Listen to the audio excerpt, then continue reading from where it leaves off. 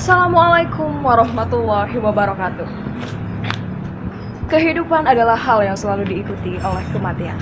Satu hal ini tidak bisa dipisahkan daripada setiap manusia yang hidup. Manusia memiliki roda kehidupan, lahir, hidup, dan meninggal. Pada hari itu tiba, tidak ada satupun orang yang bisa menolaknya. Oleh karena itu, hari ini saya akan mengajak teman-teman semua agar mengetahui bagaimana cara merawat dan menjaga jenazah dengan baik dan benar sesuai dengan tuntunan Al-Quran dan Sunnah Rasulullah SAW. Bersama saya Vina Azahra dan dipandu oleh Ustadz Dani Sudiana. Mari kita lihat prosesnya seperti apa. Assalamualaikum warahmatullahi wabarakatuh. Waalaikumsalam warahmatullahi wabarakatuh. Gimana kabarnya anak sekalian? Alhamdulillahirrahmanirrahim. Ada yang telat hari ini? Alhamdulillah. Oke, ya terima kasih. Kita bersyukur kepada Allah karena di pagi ini kita bisa bertatap muka untuk melanjutkan pembelajaran materi Al-Islam dan Kemuhammadiyahan. Hari ini kita akan membahas materi kaitan dengan masalah fikih, terutama di kelas 11 di semester pertama, itu materi kaitan dengan perawatan jenazah. Mungkin kalian sudah paham dan tahu apa itu tentang perawatan jenazah. Ada di sini dari kalian yang sudah pernah melihat atau pernah ikut dalam perawatan jenazah? Ada? Cung yang berapa?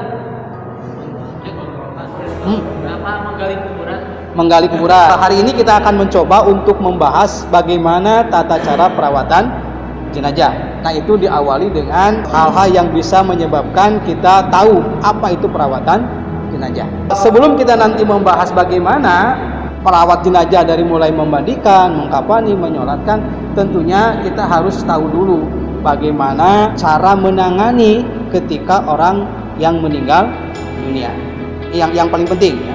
Nah, anak sekalian, kematian itu adalah sesuatu hal yang sunnatullah. Sudah hukum Allah seperti itu. Setiap manusia pasti akan mengalami yang namanya mati, sebagaimana Allah firmankan dalam surat Al-Anbiya ayat 35, a'udzubillahi minasyaitonirrajim, kullu nafsin dha'iqatul maut. Setiap yang bernyawa pasti akan mengalami yang namanya mati. Nah, oleh karena itu maka ketika kita mendengar ada orang yang meninggal dunia, baik itu saudara, kakak, apalagi orang tua ya, jangan sampai orang tua meninggal dunia kamu malah happy ya, kamu malah cuek-cuek. Tidak seperti itu. Tapi ketika ada orang tua yang meninggal dunia, maka kamu harus tampil untuk bisa mengurus jenazah. Nah, jadi ketika ada seseorang yang dalam keadaan sakit, maka kita tidak boleh membiarkan orang tersebut sendirian. Jadi kalau misalkan satu saat orang tua kalian dalam keadaan sakit yang sudah parah, maka itu tolong didampingi oleh kalian, jangan dibiarkan ya. Jangan dibiarkan beliau itu sendirian, tapi kita harus bimbing. Kenapa harus kita bimbing? Sebab ketika sakaratul maut itu, disitulah detik-detik bagaimana detik-detik terakhir setan berusaha untuk menggoda orang tersebut supaya orang tersebut berada di jalan setan. Maka harus kita imbangi. Jangan sampai itu dikuasai oleh setan ketika sakaratul maut itu. Tapi harus kita imbangi. Maka Nabi memerintahkan kepada kita melalui sabdanya, kata Nabi, lakinu mautikum la ilaha illallah. Kata Nabi, talkinkanlah orang yang akan meninggal dunia itu dengan kalimat la ilaha illallah. Artinya tuntunlah orang yang dalam keadaan sakaratul maut dengan kalimat la ilaha illallah. Kenapa? Supaya ketika hembusan napas terakhir si mayat tersebut mengucapkan kalimat la ilaha illallah. Sebab ada hadis Nabi yang mengatakan apabila seseorang ketika meninggal dunianya mengucapkan kalimat la ilaha illallah, dakhala jannah, kata Nabi, maka dia akan masuk surga. Jadi ini penting ya, penting sekali kalian menemani orang yang dalam keadaan sakaratul maut. Nah, bagaimana caranya ketika ada sakaratul maut itu ada tetangga atau ada keluarga, apalagi orang tua kita dalam keadaan sakaratul maut, bagaimana caranya? Nah, kita akan mencoba untuk mempraktekkan bagaimana menangani orang yang dalam keadaan sakaratul maut. Siap ya? Siap. Silakan, siapa yang mau jadi contoh?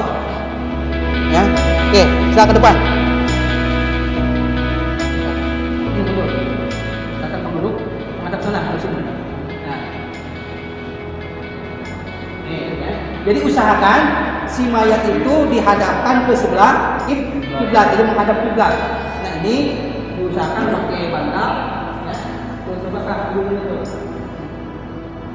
Nah, dulu ya. Ini kita pada bantalnya ya. Nah, jadi harus menghadap si mayat, harus menghadap kiblat.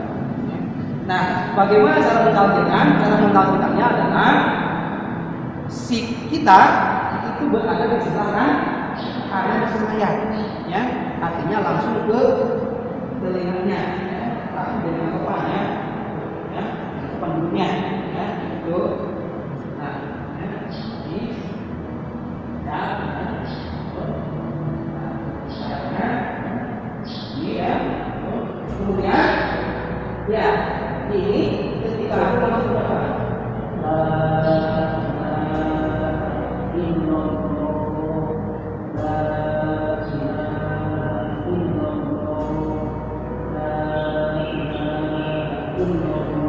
Kalau nanti si mayat sudah maka tidak usah mengulangi Allah, ya, cukup dengan kalimat Allah.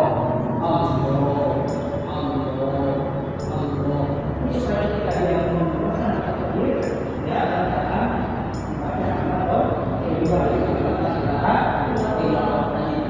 Nah, ya, kalau ini sudah penyebarannya, bahwa ini dunia juga dalam keadaan yang pertama adalah di kemudian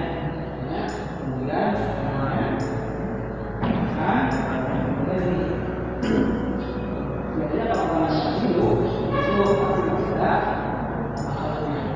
kalau sudah dipastikan bahwa tidak meninggalnya, maka tahap yang kedua adalah menutup mata si mayat ini, ya, si mayat ini kita tutup matanya dengan mengucapkan kalimat inna lillahi wa inna ilaihi raji'un. Sambil didoakan ini, inna lillahi wa inna ilaihi raji'un. Sambil didoakan, apa doanya? Supaya diampuni dosanya, ya.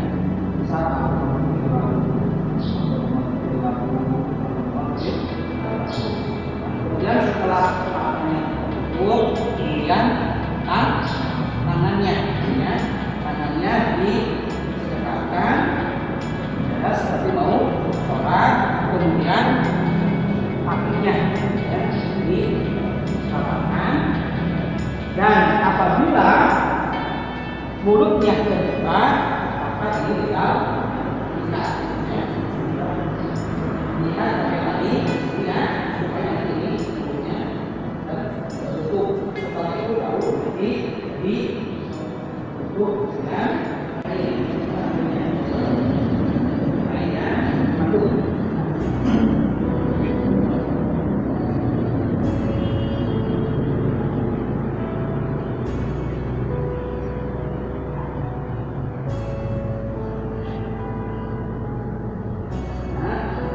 Kemudian si mayat ini diletakkan menghadap utara. Silakan bantu. 4 orang. Ya, di sini.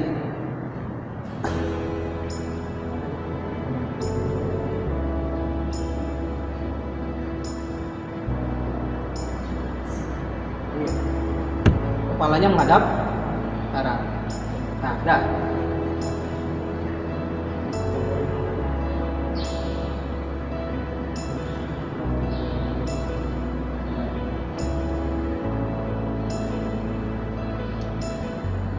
Nah, kalau sudah seperti ini, maka si pihak keluarga atau kalian ya, kalau misalkan orang tua kalian meninggal dunia, maka kalian atau siapapun nanti mengabarkan kepada sanak keluarganya, kepada tetangga, kerabat-kerabat terdekat, bisa melalui, kalau di DKM biasanya dengan menggunakan pengeras suara ya, tapi kalau misalkan yang jauh itu bisa menggunakan informasi melalui media sosial, misalkan di telepon atau di WA, untuk mengabarkan bahwa ada keluarga yang meninggal dunia.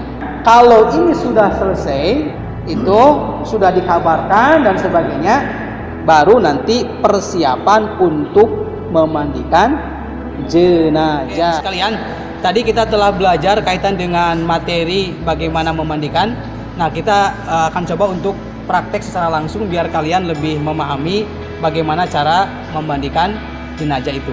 Nah, yang pertama, sebelum kita memandikan jenazah, ada hal yang perlu dipersiapkan ya. Yang pertama adalah kita mempersiapkan air, ya, air suci dan mensucikan. Ini kemudian pakai air sabun ya, air sabun. Ini kemudian juga pakai air kapur barus. Nah, air kapur barus itu nanti akan dimandikan ke mayat itu setelah di akhir. Setelah nanti selesai dengan menggunakan air sabun dan air bersih, baru dengan menggunakan air kapur barus. Ya, kapur barus itu fungsinya untuk menghilangkan bau amis. Kemudian yang kedua, alat memandikan. Ya, ini kita menggunakan alat pemandian seperti ini ya. Kalaupun nanti tidak ada alat seperti ini, bisa menggunakan secara tradisional, bisa menggunakan meja, bisa menggunakan bangku atau apapun, ataupun bisa dengan menggunakan batang pohon pisang. Kalau di kampung-kampung misalkan tidak ada, bisa menggunakan pohon pisang ya. Nah, alat pemandian ini harus agak miring ya. Kenapa agak miring? Supaya nanti air yang bekas pemandian itu tidak masuk ke tubuh si mayat kembali, karena tubuh si mayat ini supaya suci. Karena kan tujuan memandikan itu adalah dalam rangka untuk menghilangkan kotoran dan najis dari tubuh si mayat. Kemudian kita persiapkan tempat, ini tempatnya, tempat untuk memandikan ini supaya tertutup, jangan sampai terbuka, karena aurat si jenazah itu tidak boleh dilihat oleh orang lain ya, kecuali oleh para petugas yang ada di tempat tersebut. Ya, jadi ini persiapan kita. Nah, selanjutnya kita akan mencoba untuk memandikan jenazah. Silakan diambil jenazahnya ke sini.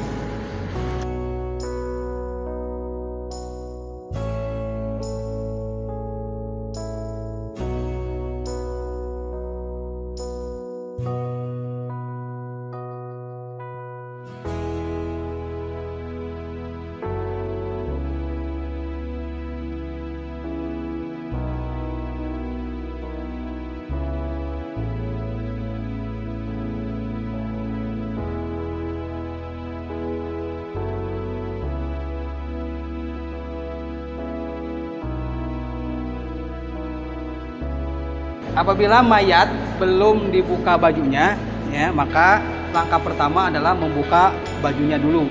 Kalau tidak memungkinkan, maka bajunya boleh digunting. Tapi tetap ini penutup ini jangan dibuka.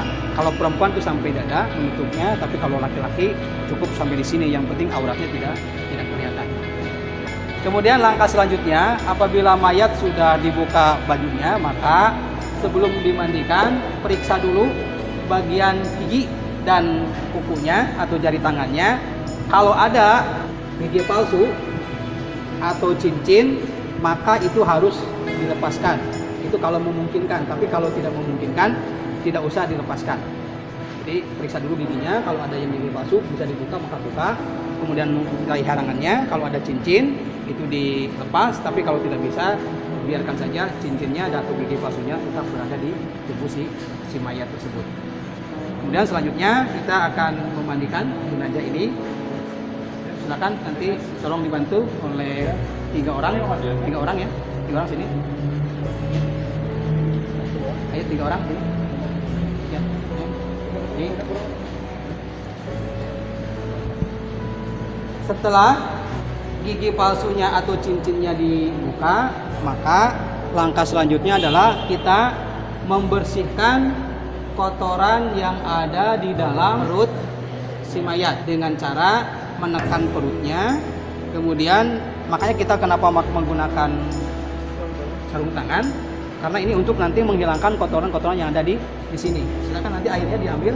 Untuk menghilangkan kotorannya, maka kita dengan cara menekan perutnya, kemudian tangan yang sebelah kiri itu berada di bawah anus si mayat. Caranya dengan cara ditekan secara perlahan. Kemudian yang ini airnya tolong dengan terus air diguyurkan ya. Ini untuk apa? Untuk supaya kotorannya bisa keluar. Terus dengan cara ditekan, ini tetap dibersihkan, ditekan sampai benar-benar tidak ada kotoran yang keluar lagi. Kalau sudah tidak ada kotoran yang keluar, maka berarti ini sudah selesai untuk membersihkan kotoran. Ini dibuang.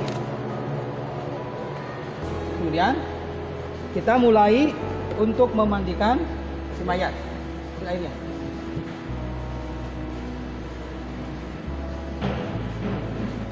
Yang pertama adalah kita akan memulai dari anggota wudhu bagian si mayat dan bagian kanan. 3 kali ya.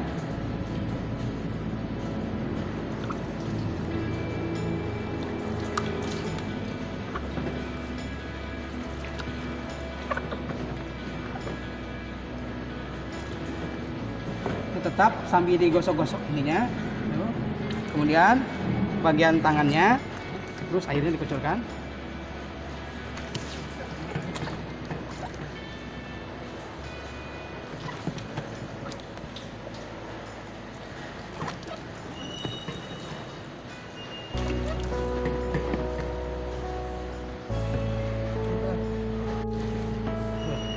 Sini.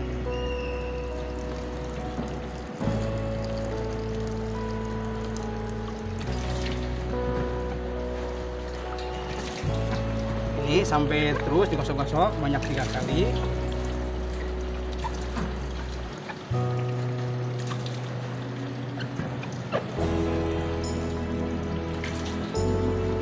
Nah, setelah itu baru kita basuh dari anggota sebelah kanan.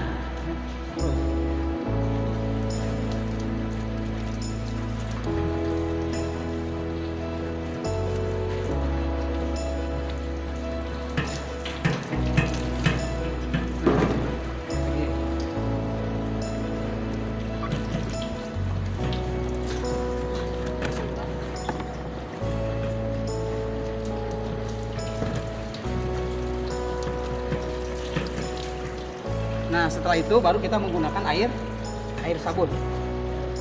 Tetap dari sebelah kanan dulu.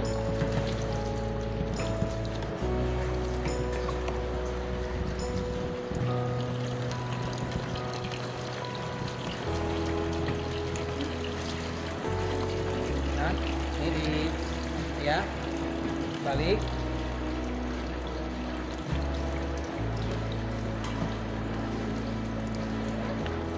Minyak aja.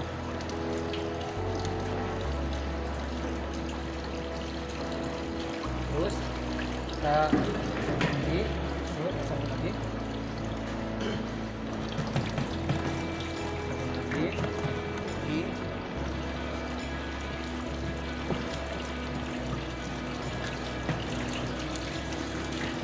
Ini kita balikan.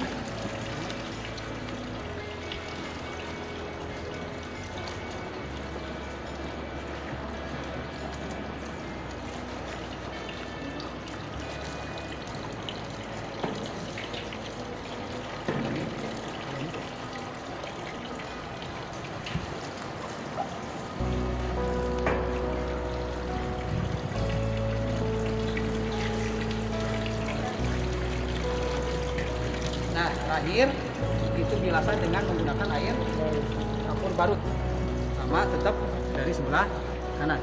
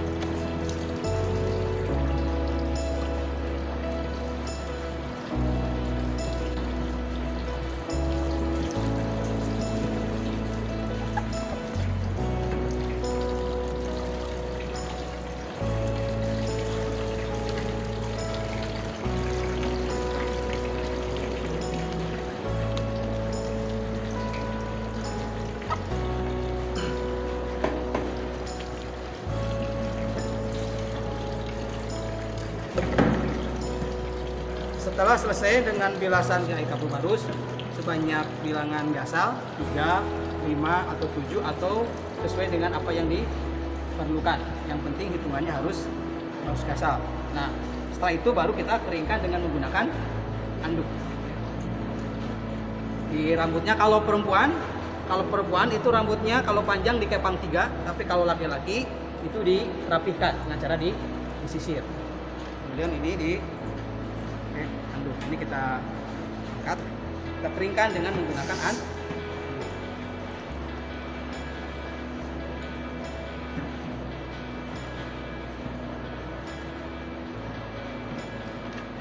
Sampai benar-benar kering. Kalau sudah selesai dikeringkan, maka mandikan jenazah itu sudah selesai. Ya, kita lanjutkan nanti untuk mengkafani jenazah. Ya, jadi nanti kita bawa lagi ke tempat sana untuk mengkafani jenazah. Itulah bagaimana cara merawat jenazah tadi, dari mulai persiapan dalam keadaan sakaratul maut sampai memandikan jenazah. Nanti kita akan masuk ke cara mengkafani jenazah. Setelah kita memandikan mayat, maka langkah selanjutnya adalah kita mengkafani jenazah. Nah, mengkafani jenazah itu adalah membungkus jenazah dengan menggunakan kain. Sunnahnya adalah menggunakan kain kapan berwarna putih. Kalaupun tidak ada, bisa menggunakan kain kapan warna yang lainnya. Ya, ini untuk mengkafani bisa dengan menggunakan meja seperti ini. Kalaupun misalkan tidak ada meja, bisa nanti di lantai. Ya, bagaimanapun caranya, silakan saja caranya atau tempatnya. Yang penting kita mempersiapkan alat untuk mengkafani jenazah. Alat-alat atau bahan-bahan yang kita gunakan untuk mengkafani jenazah itu yang terdiri, satu adalah kain kafan 2 lembar atau 2 helai untuk menutupi tubuh si mayat. Kemudian 1 lembar kain basahan, kemudian 1 lembar baju kurung kalau untuk perempuan, kemudian untuk 1 lembar kerudung, kemudian tali yang terdiri daripada tali ini bisa 3, 5, 7 atau 9 tergantung dari kondisi tubuh si mayat. Kemudian kapas untuk menyerap cairan-cairan atau menutupi bagian-bagian tubuh si mayat yang berlubang. Kemudian yang terakhir adalah minyak wangi.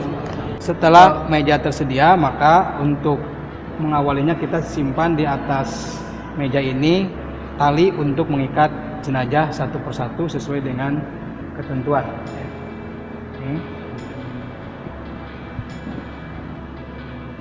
Untuk mengikat lehernya, untuk mengikat dada, untuk mengikat perut, bagian paha,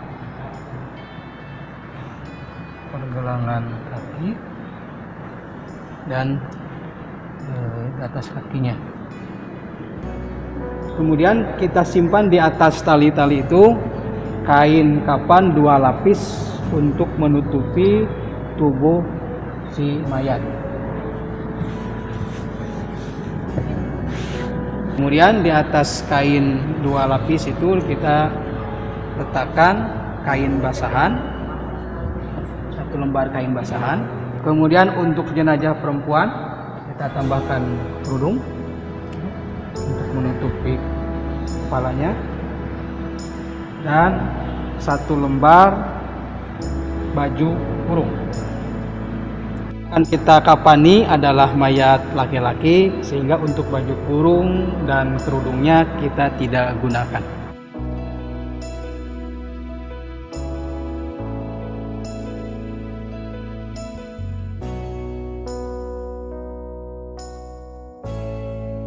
Sebelum kita membungkusnya dengan kain kafan, maka kita simpan atau tutupi lubang-lubang yang ada di tubuh si mayat, alat kemaluan dan bagian anusnya, supaya tidak ada cairan yang keluar.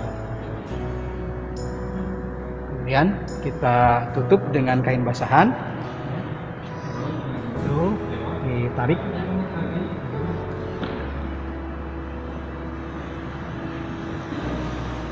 Perlahan, kemudian dirapihkan.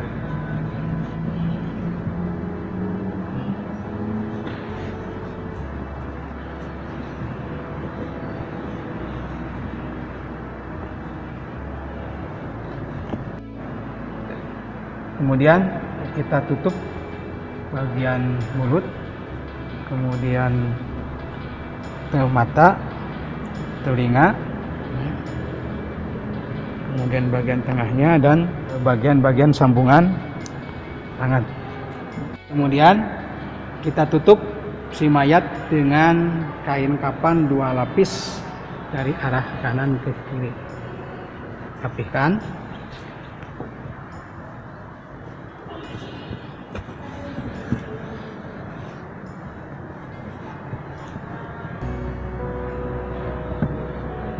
Kemudian sama kita tarik bagian ujungnya, kemudian kita lipatkan, rapihkan.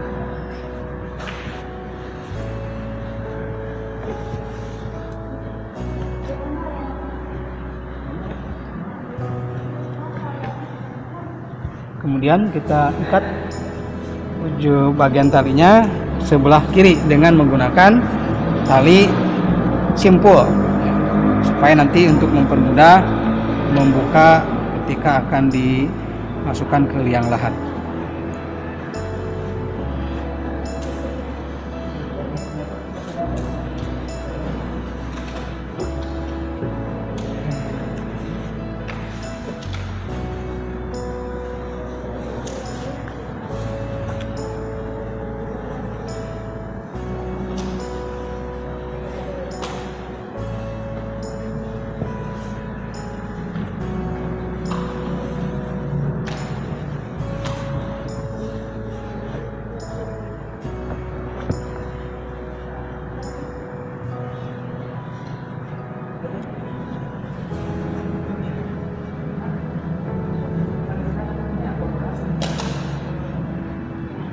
Kita gunakan minyak wangi ke seluruh bagian tubuh si mayat.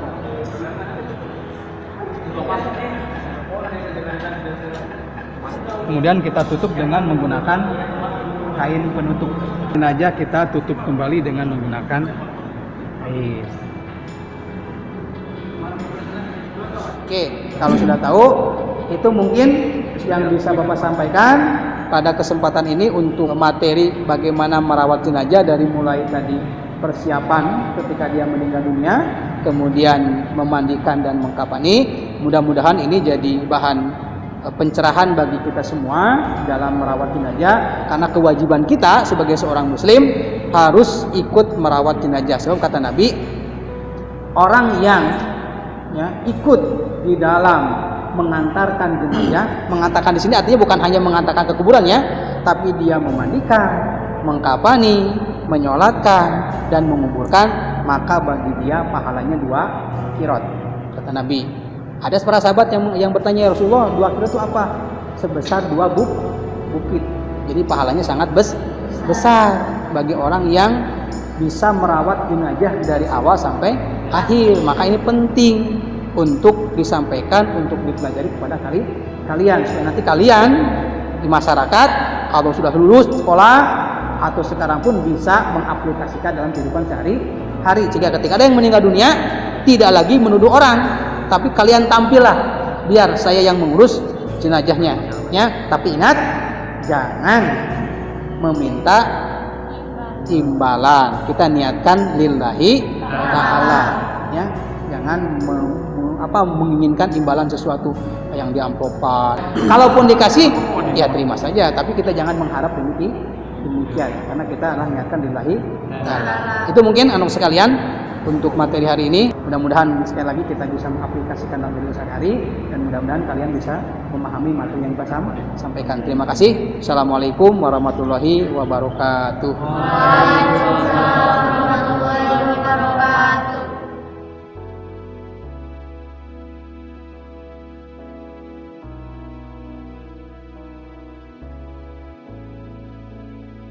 Setelah melihat beberapa prosesnya tadi, alangkah lebih baiknya kita selalu ingat bahwa kematian selalu mengiringi kita kemanapun kita pergi. Dunia hanyalah tempat pencarian sementara. Dunia yang sebenarnya adalah akhirat, tempat yang kita tuju. Sekian dari saya. Wassalamualaikum warahmatullahi wabarakatuh.